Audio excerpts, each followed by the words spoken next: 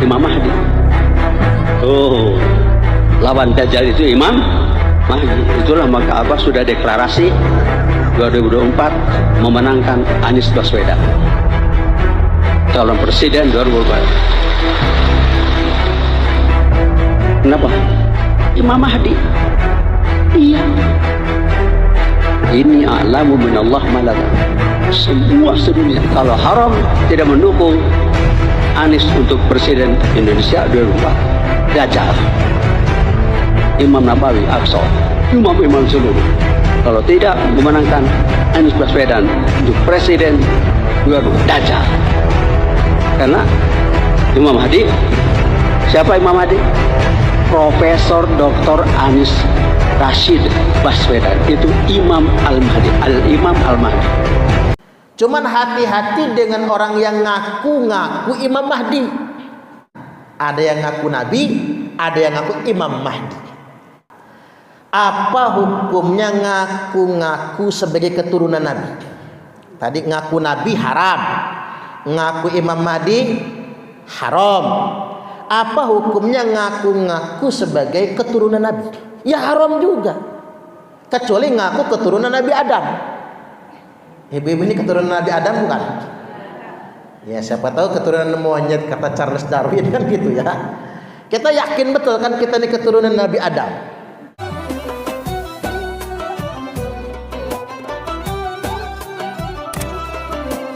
Pertanyaannya, apakah Imam Mahdi itu benar ada? Jawabannya iya. Jadi salah satu bagian keimanan kita kepada hari akhirat, iman kepada hari akhirat itu rukun iman yang keberapa, Bu? Ngetes daya ingat dulu saya ini. Berapa? Oh pinter ibu-ibu ini ternyata. Rukun iman yang ke-5. Penting bagi kita semua untuk meyakini, satu, Imam Mahdi itu pasti ada. Dan Imam Mahdi itu, Bu, dilahirkan, bukan nongol dari batu, bukan loncat dari langit, bukan. Imam Mahdi itu dilahirkan. Siapa Imam Mahdi itu? Imam Mahdi itu kata Nabi min itrati. Imam Mahdi itu keturunan Nabi, miwaladi Fatimah, yakni dari anaknya Fatimah.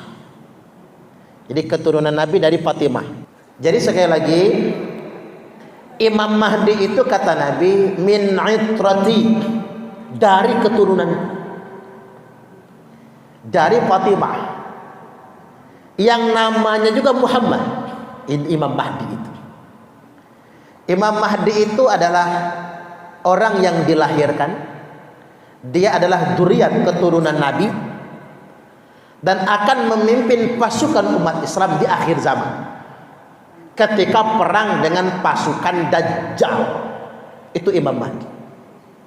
Cuman hati-hati dengan orang yang ngaku-ngaku Imam Mahdi. Banyak juga kan yang ngaku-ngaku ya, Bu ya. Ini harus hati-hati juga kita, karena sesungguhnya akan ada di tengah-tengah umatku 30 orang pendusta,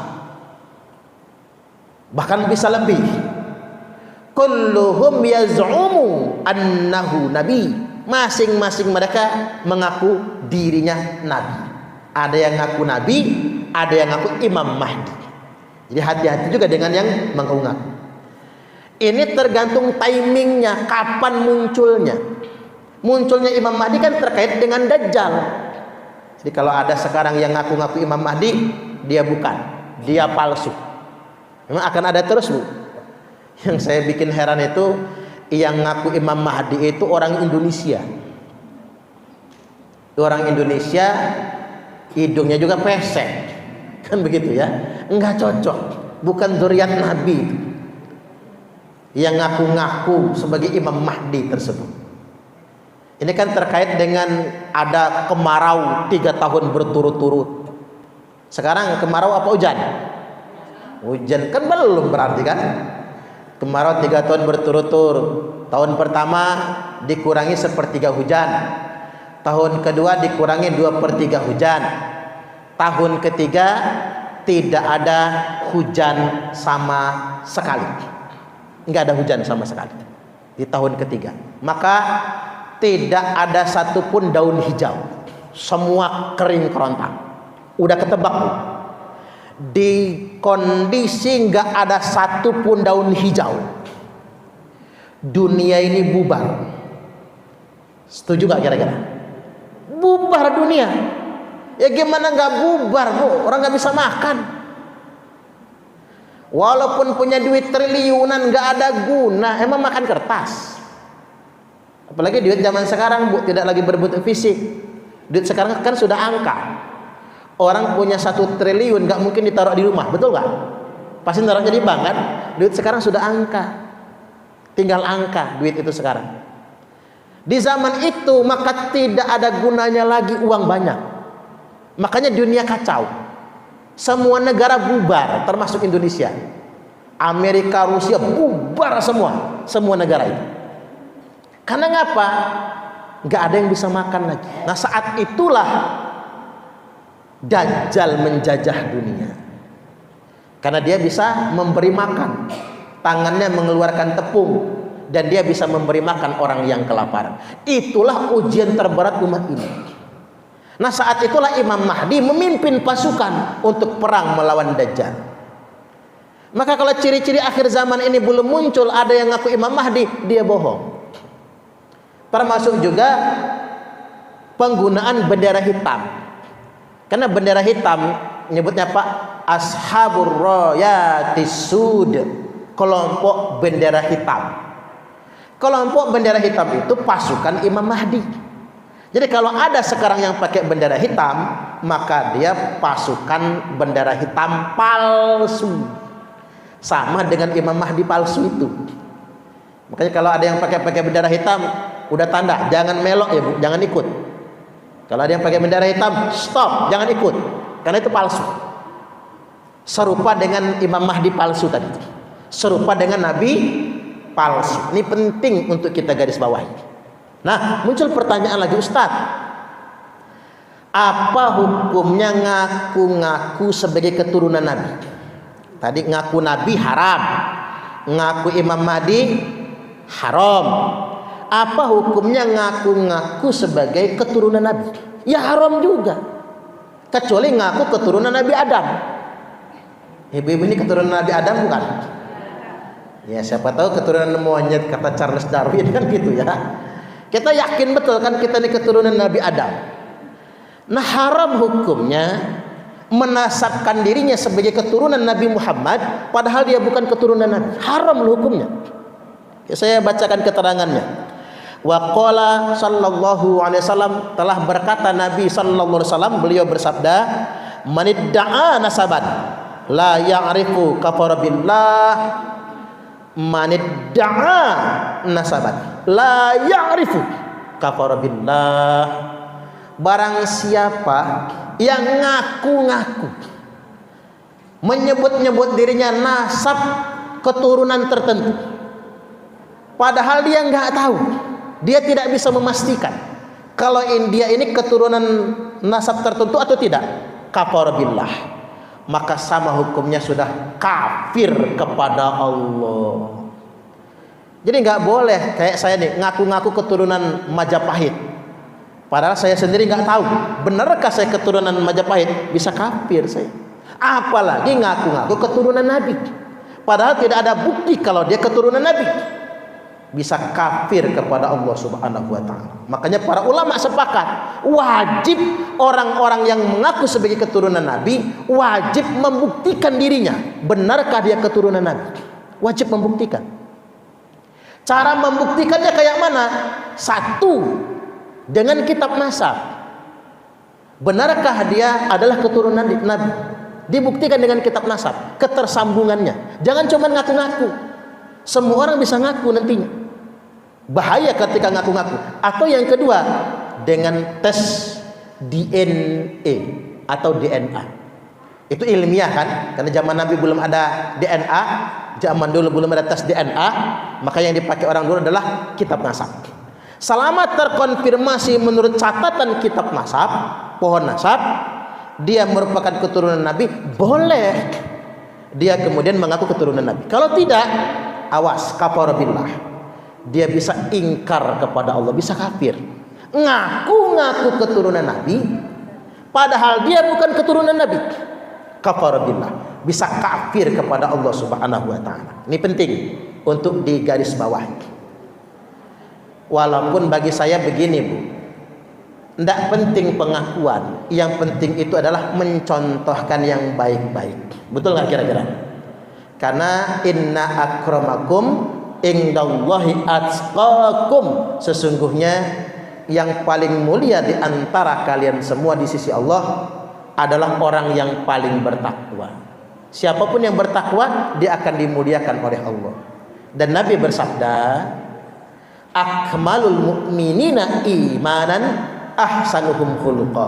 Orang mukmin yang paling sempurna imannya adalah yang paling baik akhlaknya. Jadi kalau kita ingin mencapai tangga kemuliaan, maka berakhlak.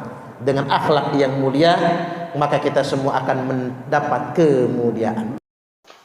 Yang hendak saya sampaikan bahwasanya zaman ini sudah makin tua.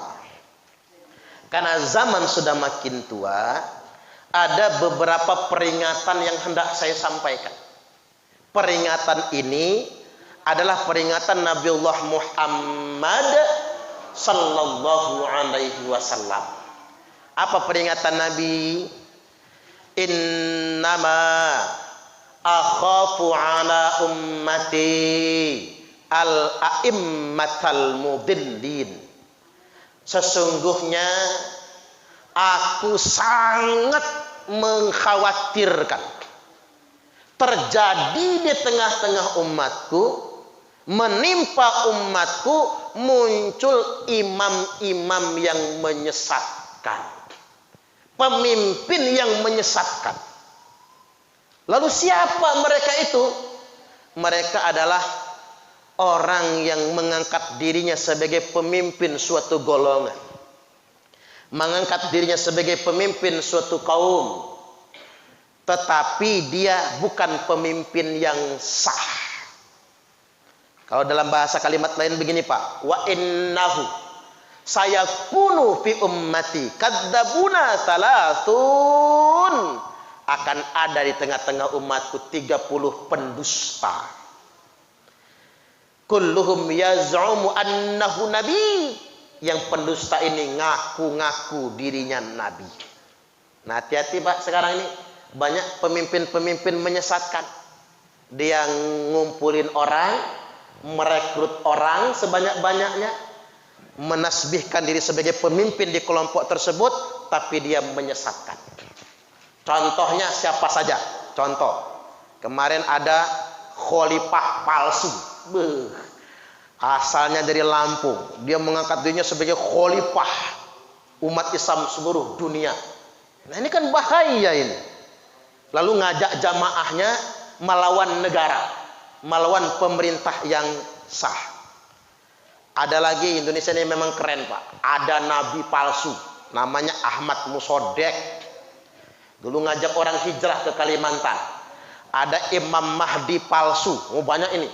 Yang asal Bandar Lampung namanya Chandra Adnan Rasad. Ada juga namanya Yusman Roy. Ada malaikat Jibril palsu namanya Lia Eden. Lia aja Lia Edian kan. Ada Raja Sunda Empire. Keren. Ada Raja Majapahit. Nah, hati-hati. Jadi orang-orang yang mendirikan sekte, mendirikan golongan, ngajak orang, membaiat jamaahnya, pemimpin-pemimpin yang menyesatkan, bukan pemimpin yang sah. Ingat Bapak Ibu, orang kan sering ngajak-ngajak baiat. Pernah nggak diajak orang baiat? Pernah kan dengar orang baiat? Baiat itu menyesatkan Bapak Ibu. Karena mengapa? Yang boleh membaiat itu hanya pemerintah yang sah yang boleh membaiat itu. Baiat ketaatan. Kadang-kadang kita dibohongi begini Pak.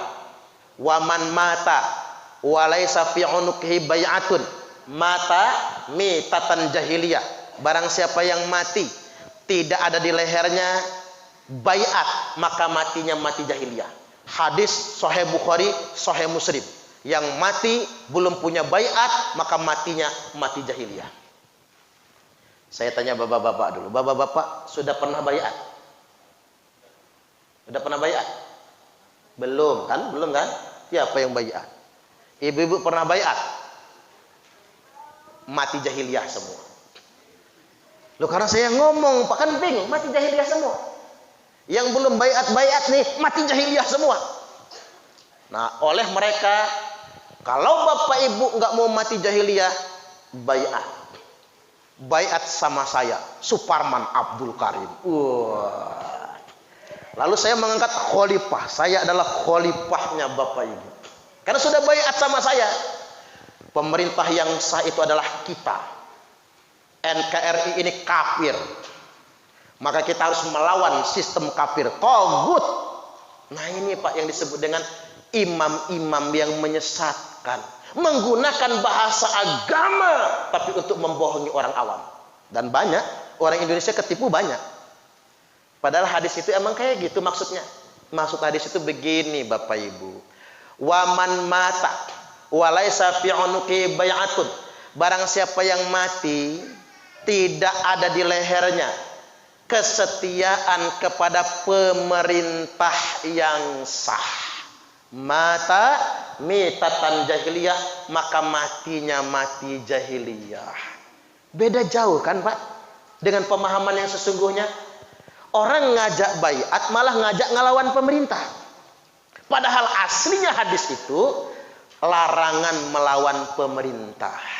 Karena kalau orang mati dalam keadaan melawan pemerintah, berarti tidak ada kesetiaan di lehernya, maka matinya mati jahiliyah. Nuduh pemerintah zalim, lalu membangkang, lalu melawan, lalu matinya mati jahiliyah. Makanya hati-hati di zaman yang sudah tua ini, banyak pemimpin-pemimpin yang menyesatkan. Dia menggunakan bahasa agama, merekrut orang yang tujuannya untuk memanipulasi orang awam. Makanya Bapak Ibu, belajar agama jangan yang nyumput-nyumput. Belajar agama yang terang-terangan. Kalau bisa maka pesantren, itu belajar agama, mondok. Karena yang namanya ilmu itu timba datangin sumur, bukan sumur yang mendatangi timba.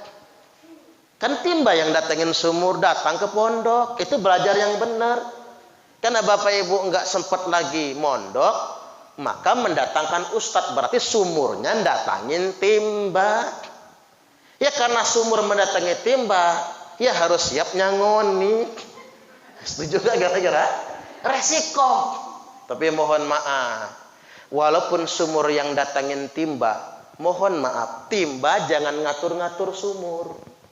Harus ikhlas belajar itu. Ustaz, ceramahnya harus begini-begini. Kalau nggak begini kami nggak mau. Ngatur namanya itu. Nggak boleh. Jangan buru-buru sangka dengan orang yang menyampaikan agama. Kecuali tadi dia mengajarkan kita kepada sekte kesesatan. Hati-hati Bapak Ibu. Yang berikutnya kata Nabi, wa idza waqa'a alaihimus sayful lam yurfa' ila yaumil qiyamah.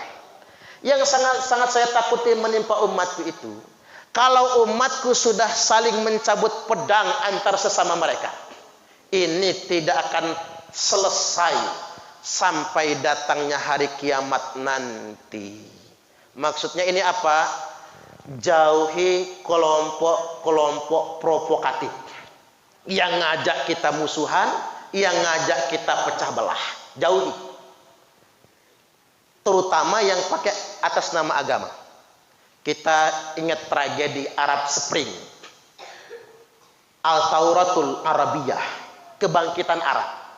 Iming-imingnya, janji manisnya kebangkitan Islam dunia Arab.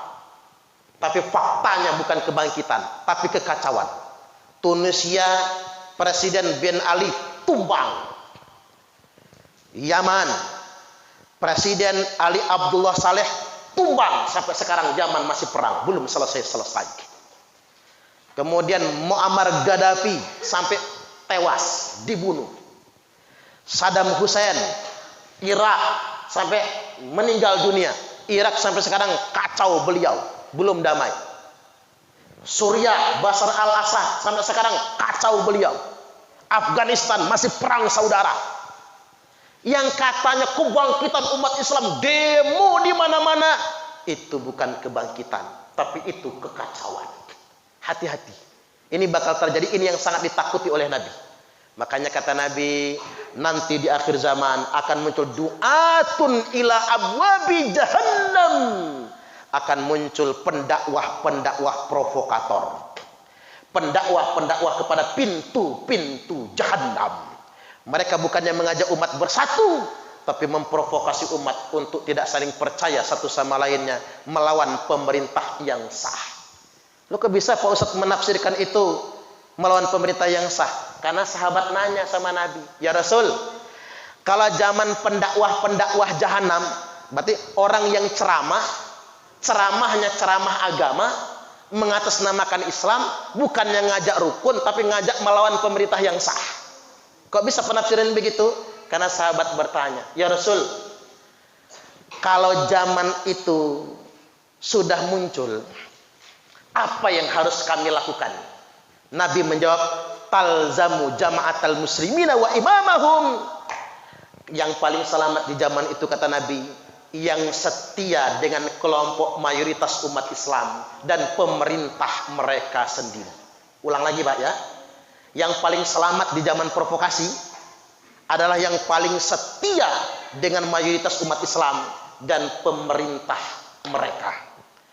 Makanya sering saya sampaikan, kalau ngikutin jamaah umat Islam ya Pak, jangan yang aneh-aneh lah. Ikutin saja kalau di Indonesia ini NU atau Muhammadiyah. Udah terbukti NU dan Muhammadiyah itu setia NKRI. Ya mereka lah yang mendirikan republik ini Pak. Gak mungkin NU Muhammadiyah membubarkan negara kita ini. Jangan ikut yang neko-neko. Setia dengan jamaah mayoritas kaum muslimin. Wa imamahum. Dan setialah kepada pemerintah mereka. Fa'tazil tilkal firqa kullaha. Saat itu kata Nabi, tinggalkan semua firqah-firqah, tinggalkan semua kelompok-kelompok, tinggalkan semua faksi-faksi, setia kepada negaramu. Nah ini perintah Nabi.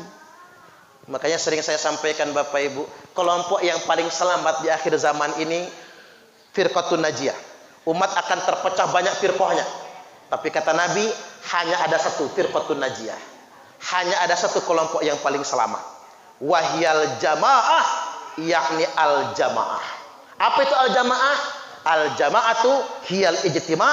Al jamaah adalah institusi, tempat berkumpulnya para pemimpin umat dalam rangka bersepakat terhadap urusan mereka. Dan satu-satunya institusi yang paling sah, legal sebagai tempat berkumpul pemimpin umat hanya negara.